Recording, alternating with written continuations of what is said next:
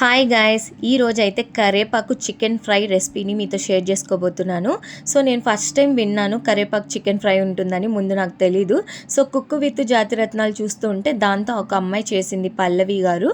So నాకు చాలా బాగా అనిపించింది. సో మనం ఎందుకు ట్రై చేయకూడదు, ఈ సండే ట్రై చేద్దామని చెప్పి ట్రై చేశాను అనమాట. చాలా టేస్టీగా వచ్చింది. రెసిపీ చూసేద్దాం, వచ్చేయండి. సో ముందుగా కరేపాకు తీసి పెట్టుకోవాలి. ఇలా ఆకుల్ని మాత్రమే సపరేట్ చేసేసుకొని వాష్ చేసి పక్కన పెట్టుకోండి. వచ్చి ఎండుమిర్చి ఒక 15 తీసుకున్నాను. స్పైస్ని బట్టి తీసుకోండి. సో మేము కొంచెం కారం ఎక్కువ తింటాం కాబట్టి ఎక్కువ తీసుకున్నా. సో ఇప్పుడు స్టవ్ ఆన్ చేసుకొని కడాయి పెట్టుకొని అందులో మనం తీసుకున్న ఎండుమిర్చిని వేసేసుకొని బాగా వేయించుకోండి. ఇప్పుడు కొంచెం వేగిన తర్వాత ధనియాలు 1 టీ స్పూన్, నెక్స్ట్ ఒక అనాస పువ్వు, తర్వాత పట్ట, లవంగము, మిరియాలు 1 టీ స్పూన్, జీలకర్ర కొంచెం వేసుకొని బాగా ఫ్రై చేసుకోవాలి. ఇది మంచి సువాసన వస్తుంది, అప్పటి వరకు ఫ్రై చేసుకోండి. నెక్స్ట్ వచ్చి మనం కరివేపాకు తుంచి పెట్టుకున్నాం కదా, ఆ ఆకుల్ని వేసేసుకొని బాగా వేయించుకోండి. కరివేపాకు బాగా ఫ్రై అయితేనే టేస్ట్ బాగుంటుంది. సో కాబట్టి బాగా ఫ్రై చేసుకోండి. మనం పట్టుకుంటే తునిగిపోయేంతలాగా ఫ్రై చేసేసుకొని స్టవ్ ఆఫ్ చేసుకొని ఇప్పుడు ఒక ప్లేట్లోకి తీసేసుకోండి, పక్కన పెట్టేసుకోండి. కూల్ అవ్వాలి ఇది. సో నెక్స్ట్ వచ్చి మళ్ళీ స్టవ్ ఆన్ చేసుకొని కడాయి పెట్టుకొని అందులో ఆయిల్ వేసుకోవాలి. దీనికి కొంచెం ఆయిల్ ఎక్కువ పడుతుంది, ఒక 3 టేబుల్ స్పూన్స్ పట్టిందనమాట.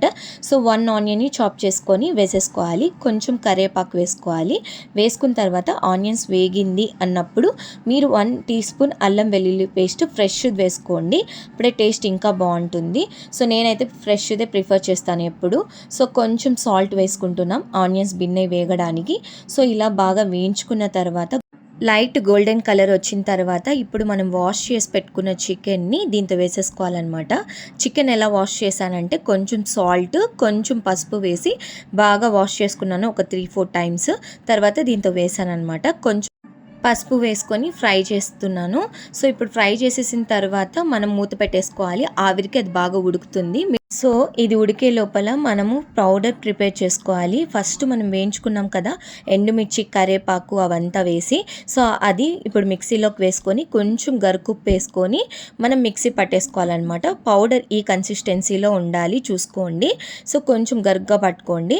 సో ఇప్పుడు చికెన్ ఉడికిందా లేదా అని చెప్పి మనం అప్పుడప్పుడు చెక్ చేసుకుంటూ ఉండాలి, లేదంటే అడుగు అంటేస్తుంది, అప్పుడు టేస్ట్ మారుతుంది. సో చెక్ చేసుకుంటూ ఉండండి. చికెన్ అయితే బాగా ఉడికిపోయింది నాది.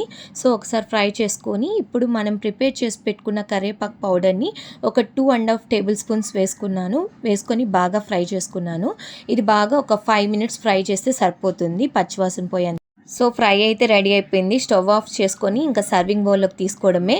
సో చూసారు కదా ఎంత కలర్ఫుల్గా ఉందో. లుకింగ్ వైజే కాదు, టేస్ట్ వైజ్ కూడా చాలా ఎమ్మీగా ఉంటుంది. కరివేపాకు ఇష్టపడే వాళ్ళకైతే డెఫినెట్గా నచ్చేస్తుంది, ఫేవరెట్ అయిపోతుందని చెప్తాను నేనైతే. సో చాలా టేస్టీగా వచ్చింది. మీరు కూడా డెఫినెట్గా ట్రై చేయండి కరివేపాకు చికెన్ ఫ్రై. సో అంతే ఈ vlog. Thanks for watching. Please like, share, comment, subscribe my channel. నా వీడియోస్ మీకు నచ్చుంటే ప్లీజ్ సబ్స్క్రైబ్ చేసుకోండి, సపోర్ట్ చేయండి. Bye bye.